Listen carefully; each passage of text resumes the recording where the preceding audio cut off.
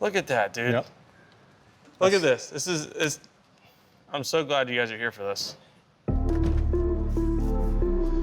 When I just see JT like standing over a drive and just absolutely releasing it, letting it go, he's got full confidence in everything that he's doing. And he's got to have full confidence in his equipment.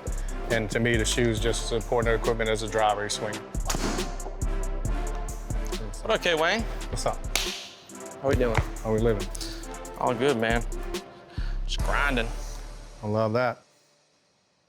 Although I did a lot of good things last year, just mechanically in my swing, I felt like I struggled consistently getting into my right side on my backswing as much as I maybe have in past.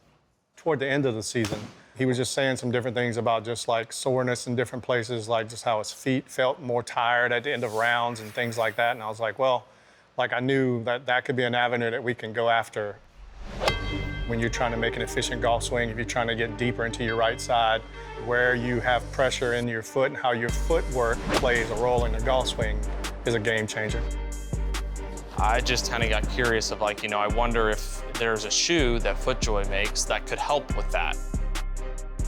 Based on feel, we had it narrowed down to a couple pairs that he liked, the way they just felt. So I said, well, why don't we just see how you're reacting to the ground. Let's see how much force you'll be able to generate. We'll start it all trying to get that lighten up way more right there.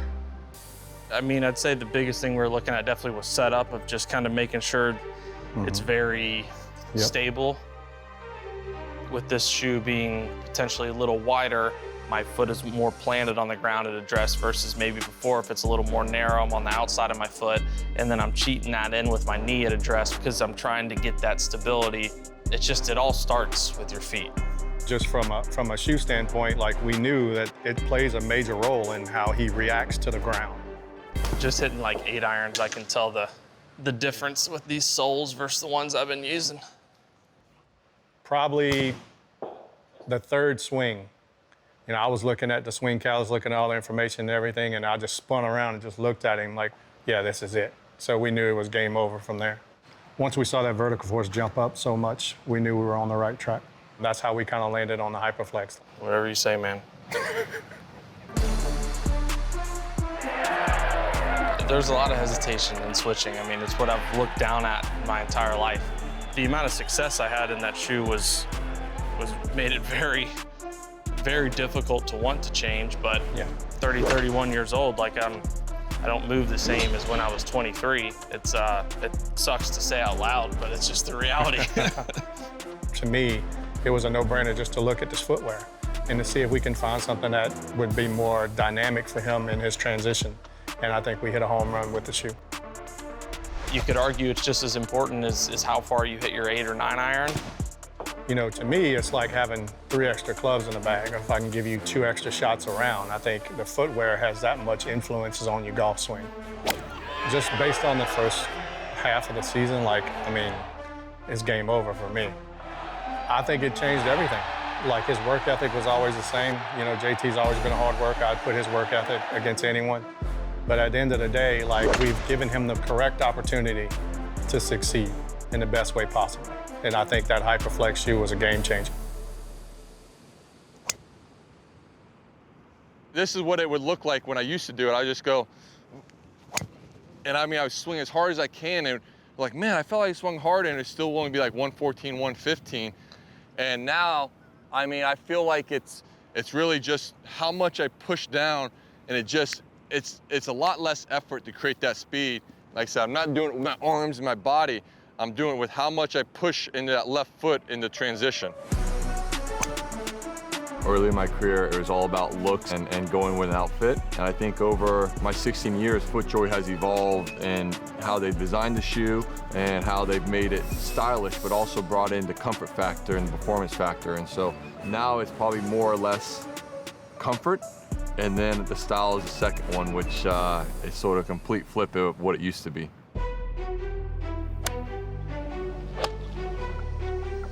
We've always used ground forces to understand and see where the pressure is, but we've made it more an importance. I wanted to, as I've gotten older, I'm 38 now, 16 years on the PGA Tour, you got a lot of young guys coming out.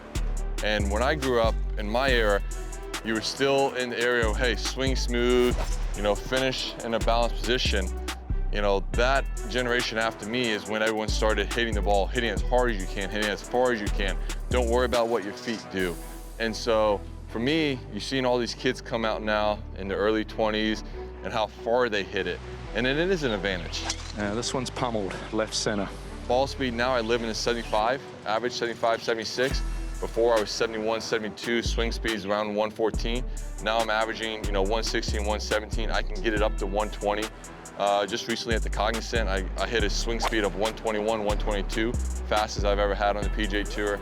Ball speed of 180, fastest I've ever hit on the PGA Tour. So that's due to obviously gym work, but also what you do in the gym is great, but if you're not transferring that and using it efficiently, you're not gonna gain the advantages of the gym. So working the ground reaction forces, trying to make sure I maintain my load, that pressure in that right foot better, so then I can transfer, I can push and shift that pressure to the left and start putting more pressure in the left foot, so then I can push off and drive more. That's great rhythm coming through there. He's begging for it to bite. It did. He didn't beg for it to do this, though. See ya.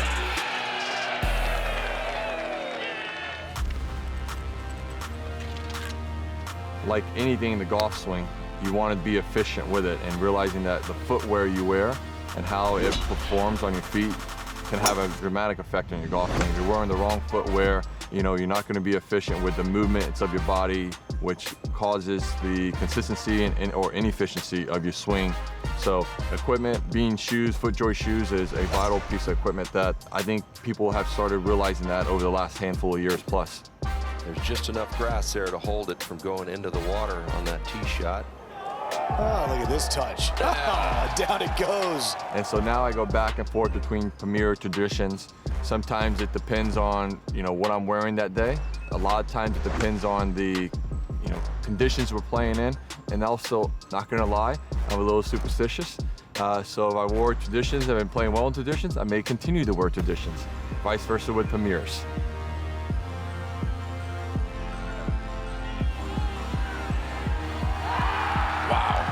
That is impressive. Yes, it was. I'll go with that telephone tower. Yeah. That telephone tower? Si. Muy bueno.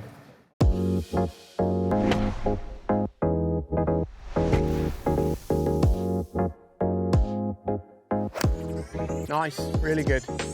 I've been wearing FootJoy shoes since 2016. I view footwear as part of my equipment, you know, in terms of, you know, back support, stability within my swing, balance. The Tour Alpha was a shoe for me because of the comfort and the grip on the ground. I was having some issues slipping, and right when I put the shoe on, I started walking around in it, and it fit pretty snug and just like I like. So once I found the shoe, I was like, this is it.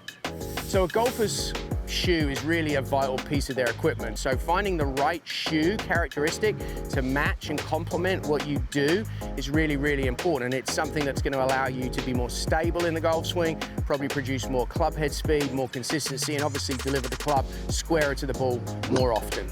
Just like a golf balls, we fit for shoes too. So it's always function first. How does it allow you to improve your performance, just like your golf ball would or your golf clubs?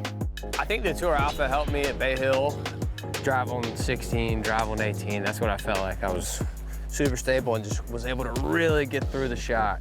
Winning Bay Hill is really special. Russell Henley has it. The Arnold Palmer Invitational is his. Okay, Russ, let's work a little bit on the pressure on your feet at address. So let's get this alignment stick down and let's try and get in a really athletic, stable position. So balls of the feet, I'm staying there the whole time, and I can push off. Yep. Beautiful. Cleared really well there. In my pursuit of accuracy, I think the Tour Alpha has just helped me to be more stable. It has a wider platform on the bottom, and Really just feel like my balance is really solid, really consistent. When you're swinging well, you know, you're in perfect balance. You have a good weight transfer, you're pushing off the ground correctly. And so for me, picking the right shoe, having the right stability, having great balance is huge in hitting the golf ball correctly. So when you take a look at Russell, he's got a golf swing that's quite rotary driven, and so he does a beautiful job of posting up when he finishes. And that Tour Alpha is such a stable shoe, maybe one of the most stable that FootJoy make.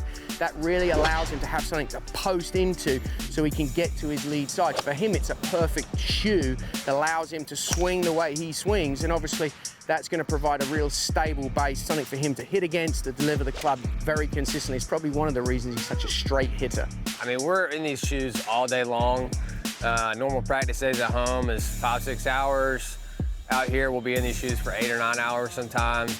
There's just so many factors that go into picking the right shoe. I've always just loved the stability I get. I had some issues slipping with my right foot before I wore FootJoy, so that has really helped me.